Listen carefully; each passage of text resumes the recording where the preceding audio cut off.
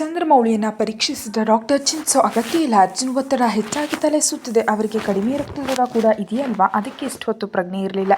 ಈಗ ಚುಚ್ಚುಮದ್ದು ನೀಡಿದ್ದೀನಿ, 2 ದಿನ ಸತತವಾಗಿ ಒಳ್ಳೆ ಆಹಾರ ನೀಡಿ ಮಾತ್ರೆಗಳನ್ನ ಕೊಡಿಸಿದ್ರೆ ಸರಿಯಾಗ್ತಾರೆ ಅಂತ ಹೇಳಿದರು. ಥ್ಯಾಂಕ್ ಯು ಅಂದ ಅರ್ಜುನ್. ಪರವಾಗಿಲ್ಲ ಅಂತ ಡಾಕ್ಟರ್ ಇದ್ದಾಗ ಅರ್ಜುನ್ ಅವರ ಹಿಂದೆ ಹೋದ. ಅನ್ವಿಕಾ ಸೇಬು ಮತ್ತು ಕಿತ್ತಳೆ ಹಣ್ಣುಗಳನ್ನ ತರೋದಕ್ಕೆ ಹೋದರೆ ರಾಧಾಕೃಷ್ಣ ಅವರ ಮಗನ್ನ ನೋಡ್ತಾ ಕೂತಿದ್ರು. ಸ್ವಲ್ಪ ಹೊತ್ತಿಗೆ ಕಣ್ಬಿಟ್ಟ ಚಂದ್ರಮೌಳಿ ಎದುರಿಗಿದ್ದ ತಂದೆಯನ್ನು ನೋಡಿ, ನಾನಿನ್ನು ಬದುಕಿದ್ದೀನಪ್ಪ ಅನ್ನೋದು ರಾಧಾಕೃಷ್ಣ ಅವರಿಗೆ ಮಾತ್ರ ಅಲ್ಲ, ಒಳಗೆ ಬರ್ತಿದ್ದ ಅರ್ಜುನ್ಗೂ ಕೇಳಿಸ್ತು. ಅದೇನಪ್ಪ ಹಾಗಂತೀಯ? ನಿನಗೇನಾಗುತ್ತೆ? ನಾವಿಲ್ವಾ? ನಿಮ್ಮ ಜೊತೆ ಇರಬೇಕಾದ ಮನುಷ್ಯ ನಾನಲ್ಲಪ್ಪ. ನನ್ನಿಂದ ಯಾರಿಗೇನು ಪ್ರಯೋಜನ? ಹೆತ್ತ ಮಕ್ಕಳನ್ನೇ ದೂರ ಮಾಡಿಕೊಂಡೆ, ಸಂಪಾದಿಸಿದೆಲ್ಲ ಪರರ ಪಾಲಾಯಿತು. ಈಗ ಹೆತ್ತ ಮಗನ ಮೇಲೆ ಆಧಾರವಾಗಿ ಬದುಕ್ತಿರೋ ಈ ಬದುಕು ಒಂದು ಬದುಕೆ. ನನ್ನ ಜೀವನದ ಮೇಲೆ ನನಗೆ ಅಸಹ್ಯ ಆಗ್ತಿದೆ ಅಪ್ಪ. ಆಗ ಭಗವಂತನಿಗೂ ನನ್ನ ಮೇಲೆ ದಯೆ ಇಲ್ಲ. ಹಾಗನ್ಬೇಡ ಚಂದ್ರ. ಮನುಷ್ಯ ಅಂದಮೇಲೆ ತಪ್ಪು ಒಪ್ಪುಗಳು ಸಹಜ. ಅದನ್ನು ಒಪ್ಕೊಂಡು ಪಶ್ಚಾತ್ತಾಪ ಪಡೋನೇ ಮಹಾತ್ಮ. ನೀನು ಪಡ್ತಿದ್ಯಾ, ಆದರೆ ಅದು ಅರ್ಜುನ್ಗೆ ಎಷ್ಟು ಕೇಡು ಮಾಡ್ತು ಅನ್ನೋದನ್ನು ಮರೀತಿದೆಯಾ? ಅವನಿಗೆ ಖುಷಿ ಅಂದರೆ ಪಂಚಪ್ರಾಣ.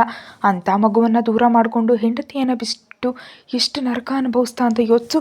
ಇಲ್ಲಿ ಅನ್ವಿಕಾ ಮಾತ್ರ ಸಂತೋಷವಾಗಿದ್ದಾಳ. ಹೊಟ್ಟೆಲ್ ಮಗುವನ್ನು ಹೊತ್ಕೊಂಡು ಗಂಡ ಕಟ್ಟಿದ್ದಾಳೆ ನೋಡ್ತಾ ಎಷ್ಟು ನೊಂದಿದ್ದಾಳೆ. ಒಬ್ಬ ಹೆಣ್ಣಿಗೆ ಅತಿ ಅಮೂಲ್ಯವಾದ ತಾಯ್ತನವನ್ನು ಅವಳು ಸಂತೋಷವಾಗಿ ಅನುಭವಿಸಲಿಲ್ಲ. ಅವ್ರ ನೋವಿಗೆ ಹೋಲಿಸಿದ್ರೆ ನೀನು ಅನುಭವಿಸೋದು ತುಂಬ ಕಡಿಮೆ. ಈಗಲೂ ಮಿಂಚು ಹೋಗಿದ್ದೇನಿಲ್ಲ. ಅರ್ಜುನ್ ನಿನ್ನ ಒಳಗೆ ಕರ್ಕೊಂಡು ಬಂದಿದ್ದಾನೆ ಅಂದರೆ ನಿನ್ನ ಕ್ಷಮಿಸಿದ್ದಾನೆ ಅಂತ ಅರ್ಥ. ಏನೋ ಅಪ್ಪ, ನನ್ನ ಅರ್ಜುನ್ ಕರ್ಕೊಂಡು ಬಂದ. 1000 ವ್ಯಾಟ್ ಬಲ್ಬ್ ಹಚ್ಚಿದಂತೆ ಚಂದ್ರಮೌಳಿ ಮುಖ ಬೆಳಗ್ತು. ಹೌದಪ್ಪ ಚಂದ್ರ. ಅನ್ವಿಕಾ ಓಡ್ ಬಂದು ನಿನ್ನ ಬಗ್ಗೆ ಕೇಳಿದ ಕೂಡಲೇ ಕ್ಷಣವೂ ತಡ ಮಾಡದೆ ಕರ್ಕೊಂಡು ಬಂದ. ಹೀಗಷ್ಟೇ ಡಾಕ್ಟರ್ ಬಂದು ಅಂತ ನೋಡಿ ಹೋದರು. ಸಾಕಪ್ಪ, ಈ ಮಾತು ಸಾಕು. ಇನ್ನು ಜೀವನ ಪರ್ಯಂತ ಸಂತೋಷವಾಗಿ ಕಳೆದ್ಬಿಡ್ತೀನಿ. ಕೋಣೆ ಹೊರಗಿದ್ದ ಅನ್ವಿಕಾ ಅರ್ಜುನ್ ಭುಜದ ಮೇಲೆ ತಲೆ ಇಟ್ಕೊಂಡಿದ್ಲು. ಅವ್ರ ಮಾತುಗಳನ್ನ ಕೇಳಿ. ಹೋಗು ಅಂದ ಅರ್ಜುನ್ ಅವಳಿಗೆ. ನೀವು ಬನ್ನಿ, ಮಕ್ಕಳನ್ನ ಕರ್ಕೊಂಡು ಬರ್ತೀನಿ, ಅವ್ರು ನೋಡ್ಬೇಕಂತಿದ್ದಾರೆ. ಬರೋಷ್ಟರಲ್ಲಿ ಏನಾದರೂ ತಿನ್ನುವಂತೆ ನೋಡು ಅಂತ ಅನ್ವಿಕಾಳ ಕೆನ್ನೆ ಸವರಿ ಅರ್ಜುನ್ ಹೊರಗೆ ಹೋದರೆ ಅನ್ವಿಕಾ ಸಂತೋಷದಿಂದ ಒಳಗೆ ಬಂದ್ಲು. ಅರ್ಜುನ್, ಎಲ್ಲೇಮ್ಮ? ಮಕ್ಕಳನ್ನ ಕರ್ಕೊಬರೋದಕ್ಕೆ ಹೋಗಿದ್ದಾರೆ ಮಾವಯ್ಯ, ಬರ್ತಾರೆ. ಅಷ್ಟರಲ್ಲಿ ನೀವು ಇದನ್ನು ತಿನ್ನಬೇಕು ಅಂತ ಅವರು ಹೇಳಿದ್ದಾರೆ. ಅರ್ಜುನ್ ಹೇಳಿದ ತಾಯಿ, ಹೌದು ಮಾವಯ್ಯ, ನೀವು ತಿಂದಿದ್ರೆ ನನ್ನನ್ನು ಬೈತಾರೆ. ಬೇಡ ಬಿಡಮ್ಮ, ನೀನು ಯಾರು ಬೈಯದಂತ ನೋಡ್ಕೊಳ್ತೀನಿ, ಹಿತ್ತ ಕೊಡು ತಿಂತೀನಿ ಅಂತ ಅನ್ವಿಕಾಳ ಕೈಯಿಂದ ಹಣ್ಣಿನ ಬೌಲ್ ತೊಗೊಂಡ್ರು ಚಂದ್ರಮೌಳಿ. ಅದನ್ನು ತಿಂದು ಈ ಮಾತನ್ನು ಹಾಕ್ಕೊಳ್ಬೇಕು ಅಂದ್ಲು. ಹಾಂ, ಹಾಗೆ ಆಗಲಿ ಅಮ್ಮ. ಅನ್ವಿಕಾಳ ತಲೆ ಸವರಿ, ಇಷ್ಟು ಒಳ್ಳೆ ಸೊಸೆಯನ್ನು ವಾಸವಿ ಏನೇನೋ ಮಾತು ಅಂತಾಳಲ್ಲ ಚಂದ್ರ ಅಂತ ಬೇಸರದಿಂದ ಹೇಳಿದ್ರು ರಾಧಾಕೃಷ್ಣ ಅವರು. ತಿಂತಿದ್ದವನು ಹಾಗೆ ನಿಂತು, ಅವಳ ಬಗ್ಗೆ ನನ್ನ ಹತ್ರ ಮಾತಾಡ್ಬಿಡಿಯಪ್ಪ ಅಂತ ಕೋಪದಿಂದ. ಮತ್ತು ನೀನು ಕಾಣದಿದ್ರೆ ನನಗಲ್ವಾ ಫೋನ್ ಮಾಡ್ತಾಳೆ? ಆಗ ಏನು ಹೇಳಿ, ನೀನು ಇಲ್ಲಿದೆಯಾ ಅಂತ ಹೇಳ ಅಂದರು ರಾಧಾಕೃಷ್ಣ. ಬೇಡಪ್ಪ, ಆ ಕೆಲಸ ಮಾತ್ರ ಮಾಡಬೇಡಿ. ಸಂತೋಷವಾಗಿ ಸಾಕ್ತಿರೋ ಮಕ್ಕಳ ಜೀವನಕ್ಕೆ ಮತ್ತೆ ಗ್ರಹಣದಂತೆ ಅವಳನ್ನ ಮಾತ್ರ ಬರೋದಕ್ಕೆ ಬಿಡಬೇಡಿ. ಮಕ್ಕಳನ್ನ ನೋಡಿ ನಾನು ಒಟ್ಟು ಹೋಗ್ತೀನಿ. ಇನ್ನು ಮುಂದೆ ಇಲ್ಲಿಗೆ ಬಂದು ಇವರನ್ನ ತೊಂದರೆ ಮಾಡಲ್ಲ. ನನ್ನಲ್ಲಿ ಈ ಸಂತೋಷ ಹೀಗೆ ಇರಲಿ ಜೀವನ ಪರ್ಯಂತ ಅಂತ ಹೇಳಿ ಅನ್ವಿಕಾ ಕೊಟ್ಟ ಮಾತ್ರೆ ಹಾಕ್ಕೊಂಡ್ರು. ನೀವು ಜಾಸ್ತಿ ಯೋಚನೆ ಮಾಡಬೇಡಿ ಮಾವಯ್ಯ, ವಿಶ್ರಾಂತಿ ತೊಗೊಳ್ಳಿ ಅಂತ ಅನ್ವಿಕಾ ಹೊರಗೆ ಬಂದಳು. ಯಾಕೆ ಡ್ಯಾಡಿ, ಅರ್ಧ ದಿನ ರಜೆ ಹಾಕಿ ಕರ್ಕೊಂಡು ಹೋಗ್ತಿದ್ಯಾ ಅಂತ ಖುಷಿ ಕೇಳಿದ್ಲು. ನಿಮ್ಮನ್ನು ನೋಡೋದಕ್ಕೆ ನಿಮ್ಮ ತಾತ ಬಂದಿದ್ದಾರೆ ಬಂಗಾರ ಅಂತ ಹೇಳ್ತಿರುವಾಗ, ತಾತ ಬಂದಿದ್ದಾರಾ? ಯಾವಾಗ ಅಂತ ಹೀರಾ ಕೂಡ ಆಶ್ಚರ್ಯದಿಂದ ಕೇಳಿದ್ಲು. ನೋಡಬೇಕು ಅಂತಿದೆಯಾ ನಿಮ್ಮ ತಾತನನ್ನು? ಮಗುವಿನ ಬೆನ್ನ ಮೇಲಿದ್ದ ಬ್ಯಾಗ್ ತಗೊಂಡು ಕಾರ್ನಲ್ಲಿಟ್ಟು ಖುಷಿಯನ್ನು ಕೂರಿಸ್ದ. ಹ್ಞೂ, ಅಜ್ಜಿಯೂ ಬಂದಿದ್ದಾರಾ ಅಂತ ಮಿಂಚು ಕಣ್ಣುಗಳಿಂದ ಕೇಳಿದ್ಲು. ತಾತ ಒಬ್ಬರೇ ಬಂದಿದ್ದಾರೆ ಅಂದಾಗ ಹೀರಾ ಇನ್ನೇನು ಮಾತಾಡದೆ ಕಾರ್ ಹತ್ತಿದ್ಲು.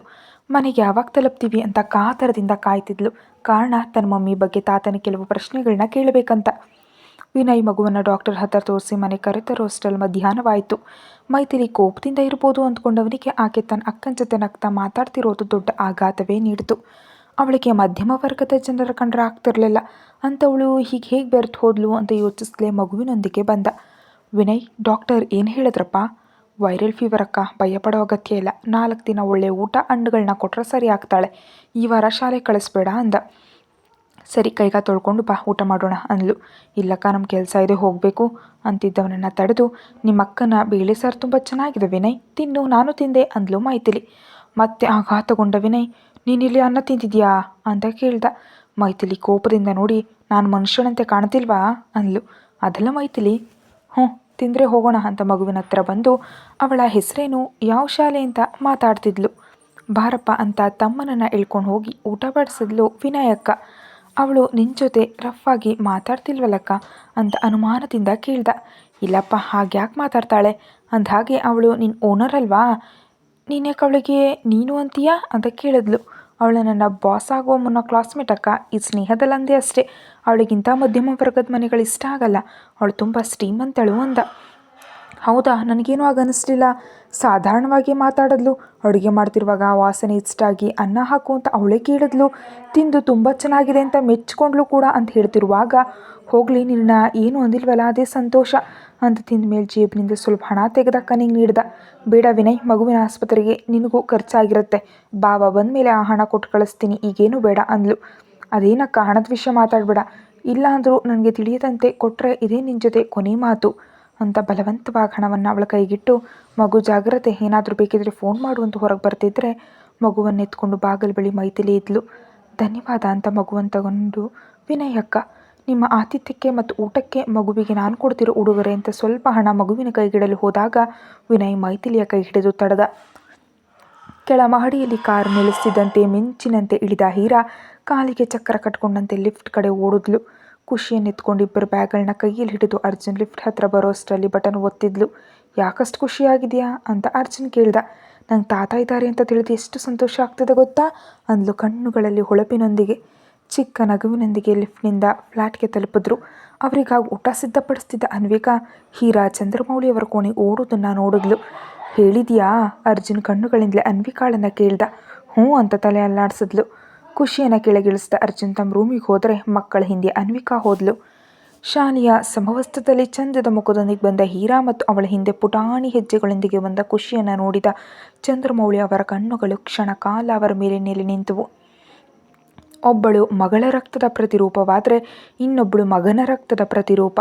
ತನ್ನ ಮಕ್ಕಳಿಬ್ಬರು ಮತ್ತೆ ಬಾಲ್ಯದಲ್ಲಿ ತನ್ನ ಕಣ್ಣೆದುರು ನಿಂತಂತಾಗಿ ಒದ್ದಿಯಾದ ಕಣ್ಣುಗಳಿಂದ ಅವರನ್ನ ನೋಡಿ ಕೈ ಚಾಚಿದ್ರು. ಹೀರಾ ಅವರಿಂದ ಒಂದು ಹೆಜ್ಜೆ ದೂರ ನಿಂತು, ನೀವು ನಮ್ಮ ಮಮ್ಮಿಗೆ ಡ್ಯಾಡಿನಾ ಅಂತ ಕೇಳಿದ್ಲು. ಹೌದು ತಾಯಿ, ನಿಂಗೆ ತಾತ ಅಂದರು ಭಾವುಕ ಧ್ವನಿಯಲ್ಲಿ. ಮತ್ತೆ ನಮ್ಮ ಮಮ್ಮಿ ಸತ್ತಾಗ ಯಾಕೆ ಬರಲಿಲ್ಲ ಅಂತ ನೇರವಾಗಿ ಪ್ರಶ್ನಿಸಿದ್ಲು. ಹೀರಾಳ ಪ್ರಶ್ನೆಗೊಳಗೆ ಬರ್ತಿದ್ದ ಅನ್ವಿಕಾ ನಿಂತು ಅರ್ಜುನ್ ಹತ್ರ ಬಂದ್ಲು. ಊಟ ಸಿದ್ಧವಾ? ಫೋನ್ ಮೇಜಿನ ಮೇಲೆ ಇಡ್ತಾ ಅವಳನ್ನ ಕೇಳ್ದ. ಅಲ್ಲಿ ಹೀರಾ ಮಾವಯ್ಯನಿಗೆ ಎಂಥ ಪ್ರಶ್ನೆಗಳು ಕೇಳ್ತಿದ್ದಾಳೆ ಗೊತ್ತಾ? ನೀವು ಬನ್ನಿ, ನಾನು ಬಂದು ಏನು ಮಾಡಲಿ, ಕೇಳಿ ಬಿಡು. ಹಾಗೆ ಕೇಳೋಕೆ ಅವಳಿಗೆ 100ಕ್ಕೆ 100ರಷ್ಟಿದೆ. ಅರ್ಜುನ್, ಅದೆಲ್ಲ ಮಾವಯ್ಯನಿಗೆ ಕಡಿಮೆ ರಕ್ತದೊತ್ತಡ. ಈಗ ಮಗು ಅಂಥ ಪ್ರಶ್ನೆಗಳು ಕೇಳಿದ್ರೆ ಅವರ ಮನಸ್ಸು ಎಷ್ಟು ನೋಯುತ್ತೆ, ಒತ್ತಡ ಆಗುತ್ತೆ. ಸಿಟ್ಟಿನಿಂದ ಅನ್ವಿಕಾಳ ಕೈ ಹಿಡಿದು, ಹಾಗಿದ್ರೆ 8 ವರ್ಷಗಳಿಂದ ಆ ಮಗು ಅನುಭವಿಸ್ತಿರೋ ನೋವನ್ನು ಯಾರು ನೀಗಿಸ್ತಾರೆ? ನೀನು ನಾನು ನೀಗಿಸೋದಕ್ಕೆ ಸಾಧ್ಯವಾ? ಅವಳಿಗೆ ಅಂಥ ಸ್ಥಿತಿ ಯಾಕೆ ಬಂತು ಗೊತ್ತಾ? ಕೇವಲ ಶ್ರೀಯನ್ನು ಅವ್ರು ಒಪ್ಕೊಳ್ಳಿಲ್ಲ ಅಂತಲೇ. ಮಗಳಾಗಲ್ದಿದ್ರು ಒಬ್ಬ ಮನುಷ್ಯಳಾಗಾದರೂ ಅವತ್ತೇ ಅವಳನ್ನ ಹತ್ರ ಮಾಡ್ಕೊಂಡಿದ್ರೆ ಇವತ್ತು ನಮಗೆ ಶ್ರೀ ಜೊತೆ ಖುಷಿ ಕೂಡ ಇರ್ತಿದ್ಲು. ಹೀರಾ ತಾಯಿ ಇಲ್ಲದ ಅನಾಥಿಯಾಗಿ ಆ ಕೆಟ್ಟವನ ಹತ್ರ ಬೆಳೀತಿರ್ಲಿಲ್ಲ. ಇವೆಲ್ಲಕ್ಕೂ ಸಮಾಧಾನ ಯಾರು ಹೇಳ್ತಾರೆ? ಅರ್ಜುನ್ ಪ್ರಶ್ನೆಗಳಿಗೆ ಅನ್ವಿಕಾ ಏನೂ ಮಾತಾಡಲಿಲ್ಲ. ಅವನ ಕೋಪ ನೋಡಿ ಮೌನವಾದವಳ ಕಣ್ಣೀರು ನೋಡಿ ಆ ಕಣ್ಣುಗಳಿಗೆ ಮುತ್ತಿಟ್ಟು, ಸ್ವಲ್ಪ ಸಮಯದ ನಂತರ ಬರ್ತೀನಿ ಹೋಗು ಅಂದಮೇಲೆ ಅಲ್ಲಿಂದ ಹೊರಟು ಹೋದ್ಲು ಅನ್ವಿಕಾ. ಹೇಳ್ತಾತಯ್ಯ, ನಮ್ಮ ಮಮ್ಮಿ ಸತ್ತಾಗ ಯಾಕೆ ಬರಲಿಲ್ಲ ನೀವು ಅಂತ ಒತ್ತಾಯದ ಧ್ವನಿಯಲ್ಲಿ ಕೇಳಿದ್ಲು ಹೀರಾ. ಆಗ ನನ್ನ ಕಣ್ಣುಗಳಿಗೆ ಅಹಂಕಾರದ ಪೊರೆ ಮುಚ್ಚಿತು ತಾಯಿ. ಯಾರು ನಮ್ಮವರು ಯಾರು ಬೇರೆಯವರು ಅಂತ ತಿಳಿಯದೆ ಮಾಡಿದ ತಪ್ಪಿಗೆ ನನ್ನ ಮಗಳು ಬಲಿಯಾದ್ಲು. ಇವತ್ತು ನಿನ್ನಿಂದ ಹೀಗೆ ಕೇಳಿಸ್ಕೊಳ್ಳುವಂತೆ ಮಾಡಿದೆ ಅಂತ ಕಣ್ಣೀರು ಹಾಕಿದ್ರು. ಅಮ್ಮನಿಗಾಗಿ ನಾನು ಎಷ್ಟು ಅತ್ತಿದ್ದೀನಿ ಅಂತ ನಿಮ್ಗೆ ತಿಳಿಯೋದು. ಅಜ್ಜಿ ತಾತ ಇದ್ದಾರೆ ಅಂತ ತಿಳಿದು ಎಷ್ಟು ಸಂತೋಷಪಟ್ಟೆ. ಬಂದಿಷ್ಟು ದಿನಗಳಾಗ್ತಿದ್ರು, ಈಗ ಬಂದಿದ್ದೀರಾ ನನ್ನ ನೋಡೋದಕ್ಕೆ. ನಾನಂದರೆ ನಿಮ್ಗೆ ಇಷ್ಟ ಇಲ್ವಾ ತಾತಯ್ಯ? ಇಲ್ಲಿದ್ರೆ ನಮ್ಮ ಮಮ್ಮಿ ಡ್ಯಾಡಿ ಪ್ರೀತಿಸ್ಕೊಂಡ್ರು ಅನ್ನೋ ಕೋಪವಾ ಅಂತ ಕೇಳಿದ್ಲು. ಆ್ಯಂಟೋನಿ ಬಗ್ಗೆ ತಿಳಿದಿದ್ದೆ ಚಂದ್ರಮೌಳಿ ಮಗುವಿನ ಹತ್ರ ಅವನ ಬಗ್ಗೆ ಮಾತಾಡೋದಕ್ಕೆ ಇಷ್ಟ ಇಲ್ಲದೆ, ಹಳೆ ಕಾಲದ ಮನುಷ್ಯನಮ್ಮ, ಪ್ರೀತಿ ಬೆಲೆ ತಿಳಿಲಿಲ್ಲ, ನನ್ನ ಕ್ಷಮಿಸು ಅಂತ ಹೀರಾಳ್ ಕೈ ಹಿಡಿದ್ರು. ನಾನು ನಿಮಗೆ ಗೊತ್ತಾ? ಗೊತ್ತು. ಈಗ ನನಗಾಗಿಯೇ ಬಂದಿದ್ದೀರಾ? ಹೌದಮ್ಮ, ನಿಮಗಾಗಿಯೇ ಬಂದಿದ್ದೀನಿ ಅಂತ ಹೀರಾಳ್ ಕೈ ಹಿಡಿದು, ಈ ತಾತನನ್ನು ಕ್ಷಮಿಸ್ತೀಯಾ? ನೀನು ಕ್ಷಮಿಸಿದ್ರೆ ಸತ್ತು ನಿಮ್ಮ ತಾಯಿ ಆತ್ಮಕ್ಕೆ ಸ್ವಲ್ಪ ಆದರೂ ಶಾಂತಿ ಸಿಗುತ್ತೆ. ಹೀರಾ ಏನು ಹೇಳಬೇಕಂತ ತಿಳಿಯದೆ ನೋಡ್ತಿರುವಾಗ ಅನ್ವಿಕಾಳ ಸೆರಗು ಹಿಡಿದು ವಿಚಿತ್ರವಾಗಿ ನೋಡ್ತಿದ್ದ ಪುಟ್ಟ ಮಗುವನ್ನು ನೋಡಿ, ಅನ್ವಿಕಾ ಇವಳು ಅಂತ ನಿಂತು, ಹೀರಾ ಎಲ್ಲಿ ಕೇಳ್ಬಿಡ್ತಾಳೆಯೋ ಎಂದು, ಅಮ್ಮ ಅನ್ವಿಕಾ, ಈ ಮಗು ನಿನ್ನ ಮಗುನಾ ಅಂತ ಕೇಳಿದ್ರು. ಅರ್ಜುನ ಹೋಲಿಕೆಯಲ್ಲಿದ್ದ ಖುಷಿಯನ್ನು ಕಣ್ಣಾರೆ ನೋಡ್ತಾ, ಹೌದು ಸರ್, ನಮ್ಮ ಮಗು, ಹೆಸರು ಶ್ರೀ ಅಂತ ಖುಷಿಯನ್ನು ಎತ್ತಿ ಚಂದ್ರಮೌಳಿಯವರ ಹತ್ರ ಬಿಟ್ಟು, ಖುಷಿ ತಾತನಿಗೆ ನಮಸ್ಕಾರ ಹೇಳು ಅಂದ್ಲು. ತನ್ನ ಪುಟ್ಟ ಕೈಗಳನ್ನ ಜೋಡಿಸಿ, ನಮಸ್ತೆ ತಾತಯ್ಯ, ನಿಮ್ಮ ಆರೋಗ್ಯ ಚೆನ್ನಾಗಿ ಇಲ್ವಾ? ಯಾಕೆ ಸುಸ್ತಾಗಿದ್ದೀರಾ ಅಂತ ಕೇಳಿ, ಯಾಕೆ ಕಳ್ತಿದ್ದೀರಾ? ನೋವಾಗ್ತಿದೆ ಹೊಟ್ಟೆಯಲ್ಲಿ ಅಂತ ಅವ್ರ ಕಣ್ಣೀರು ಒರೆಸಿದ್ಲು. ಆ ಸ್ಪರ್ಶಕ್ಕೆ ಅವರ ಮನಸ್ಸು ಪುಳಕಿತವಾಯಿತು. ಮಗುವಿನ ಅಂಗೈನ ತುಟಿಗಳು ಹೊತ್ಕೊಂಡು, ನನ್ನ ಮಗಳ ರಕ್ತ, ನನ್ನ ಮನೆ ದೇವತೆಗಳು ಅಂತೂ ಮನಸ್ಸಲ್ಲಿ ಆನಂದಿಸುತ್ತಾ ಹೀರಾ ಮತ್ತು ಖುಷಿಯನ್ನು ಎರಡೂ ಬದಿಯಲ್ಲಿ ಅಪ್ಕೊಂಡು ಕಣ್ಣು ಮುಚ್ಕೊಂಡ್ರು. ತಾತಯ್ಯ, ಊಟದ ಸಮಯ ಆಯ್ತು ಬನ್ನಿ ಅಂತ ಬಂದ ಅರ್ಜುನ್ ಆ ತಾತ ಮೊಮ್ಮಕ್ಕಳನ್ನ ನೋಡಿ ಅನ್ವಿಕಾಳ ಕಡೆ ನೋಡಿದ್ರೆ ಹೊಟ್ಟೆ ತುಂಬಲ್ಲ ನಡಿ ಅಂದ. ಅವ್ರನ್ನ ಬಿಟ್ಟು ಬರಲು ಹೇಳ್ತಿದ್ದಾನೆ ಅಂತ ತಿಳಿದು, ಒಳಗೆ ಪ್ರೀತಿ ಇದ್ರೂ ಹೊರಗೆ ಮಾತ್ರ ಕೋಪ ತೋರಿಸ್ತಾರೆ ಅಂತ ಮುಖ ತಿರುಗಿಸಿ, ತಾತಯ್ಯ ನೀವು ಬನ್ನಿ ಅಂತ ಹೋದ್ಲು. ನಿಮ್ಮ ಆತಿಥ್ಯಕ್ಕೆ ಮತ್ತು ಅಡಿಕೆಗೆ ಮಗುವಿಗೆ ನಾನು ಕೊಡ್ತಿರೋ ಉಡುಗೊರೆ ಅಂತ ಸ್ವಲ್ಪ ಹಣ ಮೈಥಿಲಿ ಮಗುವಿನ ಕೈಗಿಡಲು ಹೋದಾಗ ವಿನಯ್ ಮೈಥಿಲಿಯ ಕೈ ಹಿಡಿದು ತಡೆದ. ಏನಾಯಿತು ವಿನಯ್? ಹಣದ ಅಗತ್ಯ ಇರುತ್ತಲ್ಲ. ಅಗತ್ಯ ಇದ್ದರೆ ನಾನು ಕೊಡ್ತೀನಿ, ನಿನ್ನ ಹಣ ನಮಗೆ ಬೇಡ. ಮೈಥಿಲಿ ಮುಖ ಕಪ್ಪಾಯಿತು. ಬರ್ತೀವಕ್ಕ, ಏನಾದರೂ ಬೇಕಿದ್ರೆ ಯೋಚಿಸದೆ ಫೋನ್ ಮಾಡು ಅಂತ ಟ್ಯಾಕ್ಸಿ ಬಂದ ಮೇಲೆ ಅವಳು ಕೈ ಬಿಟ್ಟ. ಮೌನವಾಗಿ ಕಾರ್ ಹತ್ತದ ಮೈಥಿಲಿ. ಎಲ್ಲಿಗೆ ಅಂತ ಮತ್ತೆ ಕೇಳಲಿಲ್ಲ. ವಿನಯ್ ಕೂಡ ಮಾತಾಡಲಿಲ್ಲ. ದಾರಿಯಲ್ಲಿರುವಾಗಲೇ ಬೆಳಿಗ್ಗೆ ಭೇಟಿಯಾದ ವ್ಯಕ್ತಿ ಫೋನ್ ಮಾಡಿದ್ರಿಂದ ಆ ಜಾಗಕ್ಕೆ ಹೋಗೋವನ್ನ ಕೊಟ್ಟು ಕಾಗದಗಳನ್ನ ತೊಗೊಂಡು ಬಾಕಿ ಹಣ ನೀಡಿ ಆ ಕಾಗದಗಳನ್ನ ಮೈಥಿಲಿ ಕೈಗಿಟ್ಟು, ನೀನು ಹೇಳಿದ ಕೆಲಸ ಮುಗಿಸಿದ್ದೀನಿ, ಮುಂದೆ ಏನು ಅಂತ ಕೇಳ್ದ. ಶಾಲೆಗೆ ಹೋಗಬೇಕು, ಮಧ್ಯಾಹ್ನವಾಗಿದ್ದರಿಂದ ಅದೇ ಕಾರಿನಲ್ಲಿ ಮೊದಲು ಒಂದು ಶಾಪಿಂಗ್ ಮಾಲ್ಗೆ ಹೋಗಿ ಅಲ್ಲಿಂದ ಹೀರಾ ಖುಷಿ ಓದೋ ಶಾಲೆಗೆ ಹೊರಟರು ಇಬ್ಬರು. ಶಾಲೆ ಮುಂದೆ ನಿಂತು ಇನ್ನೊಮ್ಮೆ ಯೋಚಿಸ್ಕೊ ಮೈಥಿಲಿ, ಈ ಕೆಲಸ ಮಾಡೋದ್ರಿಂದ ನಿನಗೇನಾದರೂ ತೊಂದರೆ ಆಗ್ಬೋದು ಅಂದ ವಿನಯ್. ಅದು ನಿನಗೆ ಬೇಡದ ವಿಷಯ ಅಂತ ಗಂಭೀರವಾಗಿ ಹೇಳಿ ಕೆಳಗೆ ಇಳಿದು ಶಾಲೆ ಒಳಗೆ ಹೋಗ್ತಿರುವಾಗ ಭದ್ರತಾ ಸಿಬ್ಬಂದಿ ತಡೆದ್ರು. ನಾನು ಶಾಲೆಯಲ್ಲಿ ಕೆಲಸಕ್ಕೆ ಸೇರೋದಕ್ಕೆ ಬಂದಿದ್ದೀನಿ ಅಂತ ಬುರ್ಕಾದಲ್ಲಿದ್ದ ಮೈಥಿಲಿ ಹೇಳ್ತಿದ್ದಾಗ, ನೀವು ಹಾಗೆ ಬರೋದಕ್ಕೆ ನಿಯಮಗಳು ಒಪ್ಪಲ್ಲ ಮೇಡಮ್. ಒಳಗೆ ಬರಬೇಕಾದ ಇಂಟರ್ವ್ಯೂ ಲೆಟರ್ ಅಥವಾ ಮೇಲ್ ಕಡ್ಡಾಯ ಇದ್ರೆ ತೋರಿಸಿ ಪುಸ್ತಕದಲ್ಲಿ ಸಹಿ ಮಾಡಿ ಒಳಗೆ ಹೋಗ್ಬೋದು ಅಂದ. ಕಟ್ಟುನಿಟ್ಟಾಗಿ ಹೇಳಿದ್ರು. ಏನು ಮಾಡಬೇಕಂತ ಯೋಚಿಸ್ತಿದ್ದ ಮೈಥಿಲಿ ಹಿಂದೆ ಫೋನ್ ತೆಗೆದು, ಇಂಟರ್ವ್ಯೂಗೆ ನಮ್ಮನ್ನು ಬರೋದು ಕೇಳಿದ ಮೇಲಿದು ಅಂತ ತೋರಿಸಿದ ವಿನಯ್. ಮತ್ತು ಆ ಮಾತು ಹೇಳಬಾರ್ದು ಸರ್, ಇಲ್ಲಿ ಸಹಿ ಮಾಡಿ ಅಂತ ಪೆನ್ ನೀಡಿದ ಸಿಬ್ಬಂದಿ. ಮೈಥಿಲಿ ಮತ್ತು ವಿನಯ್ ಅವರು ನಕಲಿ ದಾಖಲೆಗಳು ಮಾಡಿಸಿದ ಹೆಸರುಗಳಿಗೆ ಸಹಿ ಮಾಡಿ ಒಳಗೆ ಹೋದರು. ಮೇಲೆ ಹೇಗೆ ಬಂತು ಅಂತ ಮೈಥಿಲಿ ಆಶ್ಚರ್ಯದಿಂದ ಕೇಳಿದ್ಲು. ನಾನು ಯಾವುದೇ ಕೆಲಸ ಮಾಡಿದ್ರೂ ಅಚ್ಚುಕಟ್ಟಾಗಿ ಮಾಡೋದು ಅಭ್ಯಾಸ ಮೈಥಿಲಿ. ನನ್ನ ಗೆಳೆಯ ಇಲ್ಲಿ ಇದ್ದಾನೆ ಅಂತ ಹೇಳಿದ್ನಲ್ಲ, ಅವನೇ ಶಾಲೆ ಕಡೆಯಿಂದ ಮೇಲೆ ಬರುವಂತೆ ಮಾಡ್ದ. ಹಾಗೆ ನೀನು ಸ್ವಲ್ಪ ಹಿಂದಿಯಲ್ಲಿ ಮಾತನಾಡಿದ್ರೆ ಅವರಿಗೆ ಸಂಶಯ ಬರೋದಿಲ್ಲ ಅಂದಾಗ, ಧನ್ಯವಾದ ಹೇಳಿ ಕಚೇರಿಯಲ್ಲಿ ವಿವರಗಳನ್ನ ನೀಡಿದ್ಲು. ಪ್ರಿನ್ಸಿಪಲ್ ಕರೀತಾರೆ ಕಾಯಿರಿ ಅಂದಾಗ ಅಲ್ಲೇ ಕೂತರು. ಹೌದು ಸರ್, ಖಂಡಿತ ಸರ್, ನೀವು ಹೇಳಿದಂತೆ ಮಾಡ್ತೀನಿ, ಸಂಶಯ ಬರೋದಿಲ್ಲ ಅಂತ ವಿನಯದಿಂದ ಫೋನಲ್ಲಿ ಮಾತಾಡಿ ಇಟ್ಟ ಮೇಲೆ ಮೈಥಿಲಿನ ಒಳಗೆ ಬರೋಕ್ಕೆ ಹೇಳಿದ್ರು. ವಿನಯ್ ಮತ್ತು ಮೈಥಿಲಿ ಇಬ್ಬರು ಒಳಗೆ ಹೋದರು. ಮೈಥಿಲಿ ಬುರ್ಕಾದಲ್ಲಿದ್ದರೆ ವಿನಯ್ ಕೃತಕ ಘಟ್ಟ ಮತ್ತು ಟೋಪಿಯೊಂದಿಗೆ ಅಚ್ಚತಾನು ಮಾಡೋ ಅಕ್ರಮ್ ಪಾತ್ರಕ್ಕೆ ಒಪ್ಪುವಂತೆ ಇದ್ದ. ಶುಭ ಮಧ್ಯಾಹ್ನ ಸರ್ ಅಂದ್ಲು. ಹ್ಞೂ ಕೂತ್ಕೊಳ್ಳಿ ಅಂತ ಕುರ್ಚಿ ತೋರಿಸಿ, ನಿಮ್ಮ ದಾಖಲೆಗಳು ಅಂತ ಕೇಳಿದ್ರು. ಮೈಥಿಲಿ ಫೈಲ್ ನೀಡಿದ್ರು. ಮುಮ್ತಾಜ್ ಬೇಗಂ ಎಂಬ ಹೆಸರಿನ ಅವಳ ವಿದ್ಯಾಭ್ಯಾಸದ ವಿವರಗಳಿದ್ದ ಫೈಲ್ ನೋಡಿ, ವಿದ್ಯಾಭ್ಯಾಸದ ಪ್ರಕಾರ ನಿಮ್ಮ ದಾಖಲೆಗಳು ಚೆನ್ನಾಗಿವೆ ಮಿಸ್, ಆದರೆ ನಮ್ಮ ಶಾಲೆಗೆ ಸೇರಬೇಕಾದ್ರೆ ಒಂದು ಪರೀಕ್ಷೆ ಇರುತ್ತೆ, ಅದರಲ್ಲಿ ಪಾಸಾದರೆ ಮಾತ್ರ ಆಯ್ಕೆ ಮಾಡ್ತೀವಿ ಅಂತ 3 ಪುಟಗಳ ಪ್ರಶ್ನೆ ಪತ್ರಿಕೆ ನೀಡಿ ಅರ್ಧ ಗಂಟೆ ಸಮಯ ಬರೆದು ಕೊಡಿ ಅಂದರು. ಒಳಗೆ ಏನಿದೆ ಅಂತ ನೋಡಿದ್ಲು ಮೈಥಿಲಿ. ಕೆಲವು ವಿದ್ಯಾಭ್ಯಾಸದ ಬಗ್ಗೆ ಇದ್ರೆ, ಇನ್ನು ಕೆಲವು ಮಕ್ಕಳೊಂದಿಗೆ ಹೇಗೆ ವರ್ತಿಸಬೇಕು ಎಂಬ ಪ್ರಶ್ನೆಗಳು. ನೋಡಿದ್ಯಾ, ನಿಮ್ಮ ಅಕ್ಕನ ಮನೆಗೆ ಬಂದಿದ್ದಕ್ಕೆ ಎಷ್ಟು ಒಳ್ಳೆಯದಾಯಿತು, ಅದಕ್ಕೆಲ್ವ ನಿಮ್ಮ ಮಧ್ಯಮ ವರ್ಗದ ಮನೆಗೆ ಬಂದಿದ್ದು. ನನ್ನ ತಾಳ್ಮೆ ಜೊತೆಗೆ ನನ್ನ ನಟನೆಯೂ ಸೇರಿ ನಿಮ್ಮ ಅಕ್ಕ ಮತ್ತು ನೀವಿಬ್ಬರು ನನ್ನ ನಂಬಿಬಿಟ್ರಿ ಅಂತ ಪೇಪರ್ ತುಂಬಿಸ್ತಾ ಮೈಥಿಲಿ ಹೇಳಿದ ಮಾತಿಗೆ ವಿನಯ್ಗೆ ಕೋಪ ಬಂತು. ಹೀರಾಳ ಚುರುಕಾದ ಮಾತುಗಳಿಗೆ ಚಂದ್ರಮೌಳಿ ಅವರು ಬೇಗನೆ ಮಗುವಿನೊಂದಿಗೆ ಬೆರೆತು ಹೋದರು. ಖುಷಿ ಅನ್ವಿಕಾಳಂತೆ ಶಾಂತ ಸ್ವಭಾವದವಳು ಮತ್ತು ಅರ್ಜುನ್ನಂತೆ ಬುದ್ಧಿವಂತ ಮಗು. ಹೀರಾ ಮಾತ್ರ ಮನಸ್ಸಿಗೆ ಇಷ್ಟ ಆದರೆ ಎಷ್ಟು ಬೇಕಾದರೂ ಮಾತಾಡ್ತಾಳೆ, ಇಷ್ಟ ಆಗದಿದ್ದರೆ ದೂರ ತಳ್ತಾಳೆ ಅಂತ ಅವರಿಗೆ ಸುಲಭವಾಗಿ ಅರ್ಥ ಆಯಿತು. ತಾತಯ್ಯ, ನಿಮ್ಗೆ ಊಟ ತರ್ತೀನಿ ಅಂತ ಹೋಗಿ ಅನ್ವಿಕಾಳನ್ನ ಕೇಳಿ ತಟ್ಟೆಯಲ್ಲಿ ಅನ್ನ ಹಾಕೊಂಡು ಬಂದು, ನಾನು ತಿನ್ನಿಸ್ಲಾ ತಾತಯ್ಯ ಅಂದ್ಲು. ಅದಕ್ಕಿಂತ ಭಾಗ್ಯ ಬೇಕೆ ತಾಯಿ ಅಂತ ಮಗುವಿಗೆ ಎಟುಕುವಂತೆ ಕೂತರು. ತಾತಯ್ಯ, ನೀವು ಒಬ್ಬರೇ ಬಂದಿದ್ದೀರಾ, ಅಜ್ಜಿ ಯಾಕೆ ಬರಲಿಲ್ಲ ಅಂತ ಖುಷಿ ಕೇಳಿದ್ಲು. ಅವಳಿಗೆ ನಡೆಯೋ ಶಕ್ತಿ ಇಲ್ಲಮ್ಮ, ಮಂಡಿ ನೋವು ಅಂತ ಹೇಳಿದ್ಲು. ನಾನು ಬಂದಿದ್ದೀನಣ್ಣ ಸಾಲದೆ ಅಂದರು. ಸಾಕು, ನೀವು ತುಂಬ ದಯಾಳು ತಾತಯ್ಯ, ನಾನು ಡ್ಯಾಡಿ ಹತ್ರ ಹೋಗ್ತೀನಿ ಅಂತ ಹೋದ್ಲು. ಅರ್ಜುನ್ ಮಗುವನ್ನು ಮಡಿಲಲ್ಲಿ ಕೂರಿಸ್ಕೊಂಡು ಊಟ ಮಾಡಿಸ್ತಿದ್ರೆ ಶಾಲೆಯಲ್ಲಿ ನಡೆದಿದ್ದನ್ನೆಲ್ಲ ಹೇಳ್ತಾ ಇದ್ಲು. ನಾನು ಬಂದದ್ದು ಅಜ್ಜಿಗೆ ಗೊತ್ತಿಲ್ವಾ ತಾತಯ್ಯ ಅಂದ್ಲು ಹೀರಾ. ಗೊತ್ತಿಲ್ಲಮ್ಮ, ನಿಮ್ಮ ಅಜ್ಜಿಗೆ ಇನ್ನೂ ನಿಮ್ಮ ಅಮ್ಮನ ಮೇಲೆ ಕೋಪ ಹೋಗಿಲ್ಲ, ಅದಕ್ಕೆ ಬರಲಿಲ್ಲ ಎಂದಾಗ, ಹಾಗಿದ್ರೆ ನಾನು ನಿಮ್ಮ ಜೊತೆ ಮನೆಗೆ ಬರ್ತೀನಿ ತಾತಯ್ಯ, ಅಜ್ಜಿ ಜೊತೆ ಮಾತಾಡ್ತೀನಿ ಅಂದ್ಲು. ಅಲ್ಲಿಗೆ ಯಾಕಮ್ಮ, ಬೇಡ, ಅವಳೇನಾದರೂ ಅಂದ್ರೆ ನಿನ್ನ ನೋವಾಗುತ್ತೆ, ಅದು ಅಲ್ಲದೆ ಅರ್ಜುನ್ ಕಳಿಸೋದಿಲ್ಲ ಅಂದರು ಅವರು. ಪ್ಲೀಸ್ ತಾತಯ್ಯ, ಬರ್ತೀನಿ, ಅಮ್ಮ ಹುಟ್ಟಿ ಬೆಳೆದ ಮನೆ ನೋಡಬೇಕು ಅಂತ ನಂಗೆ ತುಂಬ ಆಸೆ ಇದೆ ಅಂತ ಬೇಡ್ಕೊಂಡ್ಳು. ನೀನು ಬರೋದು ಬೇಡ ಮಗನೇ, ನಾನು ಪದೇ ಪದೇ ಇಲ್ಲಿಗೆ ಬಂದು ನಿನಗೂ ಅರ್ಜುನಿಗೂ ಇರೋ ಸಂಬಂಧದಲ್ಲಿ ಬಿರುಕು ಮೂಡಿಸೋದಕ್ಕೆ ಇಷ್ಟ ಇಲ್ಲ. ನಿನಗೆ ನಿಮ್ಮ ಅಜ್ಜಿ ಬಗ್ಗೆ ತಿಳಿಯೋದು, ಅವಳಿಗೆ ನಿಮ್ಮ ಕಂಡ್ರೆ ಕೀಳು ಭಾವನೆ. ಅನ್ವಿಕಾ ಅಂದರೆ ಕೋಪ, ದ್ವೇಷ. ಅವಳೇನಾದರೂ ಅಂದರೆ ನಿಮ್ಮ ಎಳೆ ಮನಸ್ಸಿಗೆ ಗಾಯ ಆಗುತ್ತೆ, ಅದು ನನಗಿಷ್ಟ ಇಲ್ಲ. ನಾನೇ ಇಲ್ಲಿಗೆ ಬರೋದನ್ನ ಕಡಿಮೆ ಮಾಡಬೇಕು. ನನ್ನ ಮಗ ನನ್ನ ಕ್ಷಮಿಸಿದ್ದಾನೆ, ನಿಮ್ಮನ್ನು ಕಣ್ಣಾರೆ ನೋಡಿದ್ದೀನಿ, ಅದು ಸಾಕು ಅಂತ ಮನಸ್ಸಲ್ಲಿ ಅಂದ್ಕೊಳ್ತಿದ್ರೆ, ಯಾಕೆ ಯೋಚಿಸ್ತಿದ್ದೀರ ತಾತಯ್ಯ, ಪ್ಲೀಸ್ ಮಾನ್ಸ್ಟರ್ ಹತ್ರ ಹೇಳಿ ನನ್ನ ಕರ್ಕೊಂಡು ಹೋಗೋದು ಅಂದ್ಲು. ಕರ್ಕೊಂಡು ಹೋಗ್ತೀನಿ, ಆದರೆ ಈಗಲ್ಲಮ್ಮ, ನಿಮ್ಮ ಅಜ್ಜಿ ತೀರ್ಥಯಾತ್ರೆಗೆ ಹೋಗಲು ಸಿದ್ಧವಾಗ್ತಿದ್ದಾಳೆ. ಈಗ ನೀನು ಬಂದರೆ ಅವಳು ಹೋಗೋದನ್ನು ನಿಲ್ಲಿಸ್ತಾಳೆ. ಅವಳ ಪ್ರೋಗ್ರಾಮ್ ಯಾಕೆ ಹಾಳಾಗಲಿ, ಬಂದಮೇಲೆ ನಿನ್ನ ಕರ್ಕೊಂಡು ಹೋಗಿ ಸರ್ಪ್ರೈಸ್ ಕೊಡ್ತೀನಿ, ಏನಂತೀಯಾ? ಹೌದಾ, ಹಾಗಿದ್ರೆ ಸರಿ ಅಂದ್ಲು ಹೀರಾ. ಹಬ್ಬ ಅಂದ್ಕೊಳ್ತಾ ಮಕ್ಕಳು ನಿದ್ದೆ ಮಾಡಿದ ಮೇಲೆ ಮನೆಗೆ ಹೋಗ್ಬಿಡ್ಬೇಕು ಅಂದ್ಕೊಂಡ್ರು ಅವರು. ಅವ್ರ ಮಾತುಗಳನ್ನ ಕೇಳಿದ ಅನ್ವಿಕಾ ಅರ್ಜುನ್ ಹೀರಾಳನ್ನು ಕಳಿಸಲು ಒಪ್ಪೋದಿಲ್ಲ ಅಂತ ಯೋಚಿಸ್ತಾ ಹೋದ್ಲು. ಊಟ ಮಾಡದೆ ಏನು ಯೋಚಿಸ್ತಿದ್ಯಾ? ಏನಿಲ್ಲ ಅಂತ ಅನ್ನ ಕೆದಕ್ತಿದ್ರೆ ಅವಳ ಕೈ ಮೇಲೆ ಕೈ ಇಟ್ಟು ಏನು ಅಂತ ಹೇಳ್ತಿದ್ರೆ, ರಾತ್ರಿ ನಿನ್ನ ಕತೆ ನೋಡ್ತೀನಿ ಅಂತ ಬೆದರಿಸ್ದ. ನಗು ಬಂದರೂ ಹೀರಾ ಹೋಗ್ತೀನಿ ಅಂತಿದ್ದಾಳೆ ಅಂತ ಅರ್ಜುನ್ಗೆ ಹೇಳಿದರೆ, ಏನಂತಾನು ಎಂಬ ಭಯದಲ್ಲಿ ವಿಷಯ ಹೇಳಿದ್ಲು. ಅರ್ಜುನ್ ತಕ್ಷಣ ಏನು ಹೇಳಿದೆ, ನೋಡೋಣ ಅಂತ ಮಾತ್ರ ಹೇಳಿ ಮಡಿಲಲ್ಲೇ ಮಲಗಿದ್ದ ಖುಷಿಯನ್ನು ಕರ್ಕೊಂಡು ಹೋದ. ನೋಡೋಣ ಅಂದರೆ ಕಳಿಸ್ತಾನೆ ಅಂತಾನ ಅಥವಾ ಇಲ್ಲ ಅಂತಾನ? ರಾಧಾಕೃಷ್ಣ ಅವ್ರು ನಗ್ತಾ, ಹೀರಾಳಿಗೆ ಸತ್ಯ ತಿಳಿಯಬೇಕಂದ್ರೆ ಕಳಿಸ್ಬೇಕು ಅನ್ವಿಕಾ. ಎಷ್ಟು ದಿನ ಅವ್ರ ಕಣ್ಣನ್ನು ಮುಚ್ಚಿಡಬಹುದು? ನೀನಂತ ಆತಂಕ ಪಡಬೇಡ, ಏನು ನಡೆದ್ರೂ ಅದು ನಿಮ್ಮ ಒಳ್ಳೆಯದಕ್ಕೆ ಅಂದ್ಕೋ ಅಂದಾಗ ಅನ್ವಿಕಾ ಅಷ್ಟಾಗಿ ಯೋಚಿಸ್ಲಿಲ್ಲ. ಅಂದು ಚಂದ್ರಮೌಳಿ ಅವ್ರ ಮನೆಗೆ ಹೋಗ್ತೀನಿ ಎಂದಾಗ ಅರ್ಜುನ ಆಜ್ಞೆಯಂತೆ ಹೋಗಲು ಆಗಲ್ಲ ಅಂತ ಅನ್ವಿಕಾಳ ಮಾತಿಗೆ ಅವರು ನಿಂತು ಬಿಟ್ಟರು. ನೋಡಿದ್ಯಾ, ನಿಮ್ಮ ಅಕ್ಕನ ಮನೆಗೆ ಬಂದಿದ್ದಕ್ಕೆ ಎಷ್ಟು ಒಳ್ಳೇದಾಯಿತು. ಅದಕ್ಕೆ ಅಲ್ವಾ ನಿಮ್ಮ ಮಧ್ಯಮ ವರ್ಗದ ಮನೆಗೆ ಬಂದಿದ್ದು. ನನ್ನ ತಾಳ್ಮೆ ಜೊತೆಗೆ ನನ್ನ ನಟನೆಯೂ ಸೇರಿ ನಿಮ್ಮ ಅಕ್ಕ ಮತ್ತು ನೀನಿಬ್ಬರು ನನ್ನ ನಂಬಿಟ್ರಿ ಅಂತ ಮೈಥಿಲಿ ಹೇಳಿದಾಗ ವಿನಯ್ ಕೋಪಗೊಂಡ. ಏನು ಕೋಪ ಬಂತ ವಿನಯ್? ಯಾಕೆ ಕೋಪ? ನಿನ್ನಂಥ ವಿಷಹಾವಿಗೆ ಹಾಲು ಹೆರಿದ್ರು ವಿಷವನ್ನೇ ಹೊಗಳ್ತೀಯಾ ಅಂತ ನೆನಪು ಮಾಡಿದೆ ಅಷ್ಟೇ. ನೀನು ನನ್ನನ್ನೇ ಅಂತೀಯಾ? ಸದ್ದಿಲ್ಲದೆ ಇರು, ಇದು ಮನೆಯಲ್ಲ ಶಾಲೆ. ಇಲ್ಲಿ ಬಾಯಿ ಬಿಟ್ಟರೆ ಪರೀಕ್ಷೆ ಇಲ್ಲದೇ ನೀನು ಹೊರದಬ್ತಾರೆ. ಆ ಕಾಗದಗಳನ್ನ ತುಂಬಿಸು, ನಾನು ವೆಯ್ಟಿಂಗ್ ಹಾಲ್ನಲ್ಲಿ ಇರ್ತೀನಿ ಅಂತ ಹೋದ ವಿನಯ್. ಇವನು ಬಾಯಿ ತುಂಬ ಜಾಸ್ತಿ ಆಗಿದೆ, ಒಂದು ಸಾರಿ ಶಾಲೆಯೊಳಗೆ ಹೋಗಲಿ, ಆಮೇಲೆ ನಿನ್ನ ವಿಷಯ ನೋಡ್ತೀನಿ ಅಂದ್ಕೊಳ್ತಾ ಆ ಪೇಪರ್ನಲ್ಲಿ ತನಗೆ ತಿಳಿದಿದ್ದನ್ನು ಮತ್ತು ಅನ್ವಿಕಾ ಖುಷಿ ಜೊತೆ ಹೇಗೆ ನಡ್ಕೊಳ್ತಿದ್ಲು, ಅವಳನ್ನು ಹೇಗೆ ಕಾಳಜಿ ಮಾಡ್ತಾ ಇದ್ಲು ಎಂಬುದನ್ನು ಬರೆದ್ಲು. ಹೇಗಿರಬಾರ್ದು ಎಂಬ ಪ್ರಶ್ನೆಗೆ ತನ್ನನ್ನೇ ಉದಾಹರಣೆಯಾಗಿ ಬರೆದು ಆ ಪೇಪರ್ ನೀಡಿ ವಿನಯ್ ಹತ್ರ ಹೋದ್ಲು.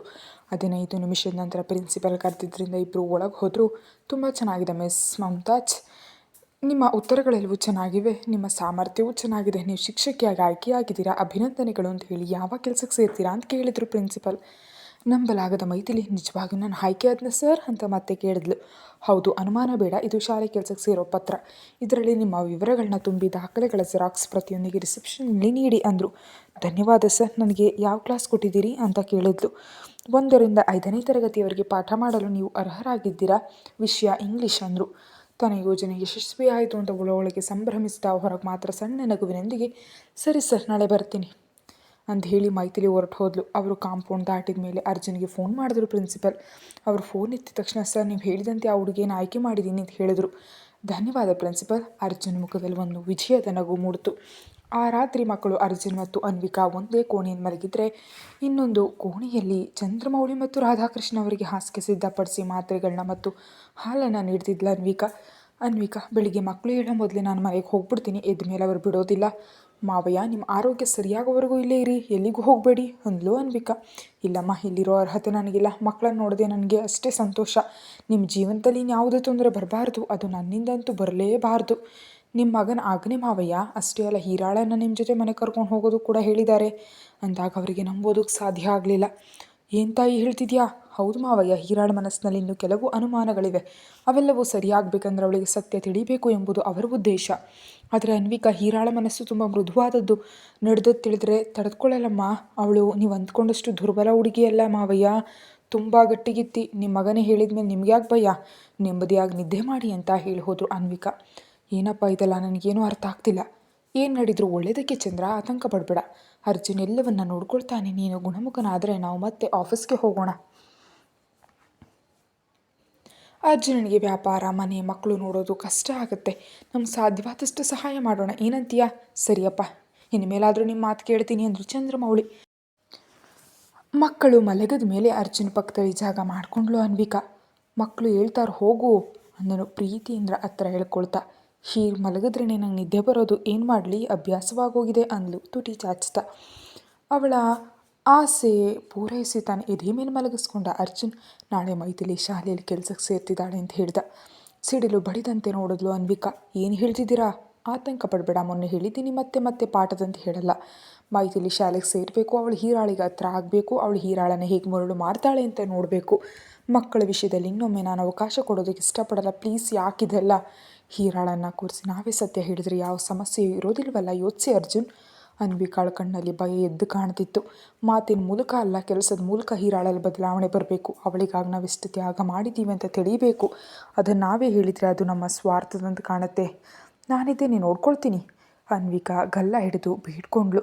ನನ್ನ ನಂಬಲ್ವಾ ಅಂದ. ನಿಮ್ಮ ಮೇಲೆ ನಂಬಿಕೆ ಇಲ್ಲದೆ ಅಲ್ಲ, ಇನ್ನೊಮ್ಮೆ ಏನಾದರೂ ಆದರೆ ತಡ್ಕೊಳ್ಳೋ ಶಕ್ತಿ ನನ್ನ ಹೃದಯಕ್ಕಿಲ್ಲ. ನಿಮಗೆ ಯಾವ ತೊಂದರೆಯೂ ಬರಲು ಬಿಡಲ್ಲ, ಭಾಷೆ ಕೊಡ್ತೀನಿ ಅಂದ ಅರ್ಜುನ್. ಗಂಟ ನೀಡ್ತಿರೋ ಧೈರ್ಯಕವನ್ನು ಅಪ್ಕೊಂಡು ಕಣ್ಣು ಮುಚ್ಚಿದ್ಲು ಅನ್ವಿಕಾ. ಈಗ ಎಲ್ಲಿಗೆ ಹೋಗ್ತಿದ್ವಿ ಅಂತ ಮೈಥಿಲಿ ಕೇಳಿದ್ಲು. ಇನ್ನೆಲ್ಲಿಗೆ? ಮನೆಗೆ ಅಂದ ವಿನಯ್ ಸಿಟ್ಟಿನಿಂದ. ಯಾಕಷ್ಟು ಕೋಪ? ನಾನು ಆಯ್ಕೆಯಾಗಿ ನಿನಗೆ ಇಷ್ಟ ಆಗಲಿಲ್ವಾ? ಹೊಟ್ಟೆ ಕಿಚ್ಚ ಅಂದ್ಲು ಮೈಥಿಲಿ. ನಿನ್ನ ಯೋಜನೆ ಯಶಸ್ವಿ ಆಯಿತು, ಆಗದಿದ್ರು ನನಗೇನು ನಷ್ಟ? ನನಗಿಷ್ಟ ಆದರೆ ಇರ್ತೀನಿ, ಇಲ್ದಿದ್ರು ಹೋಗ್ತೀನಿ.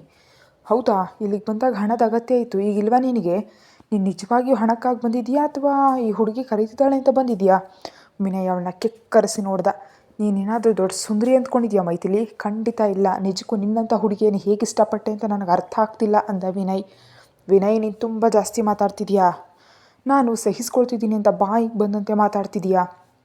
ನೀನು ಅಂಥ ಮಾತುಗಳು ನೆನಪಿಲ್ವಾ?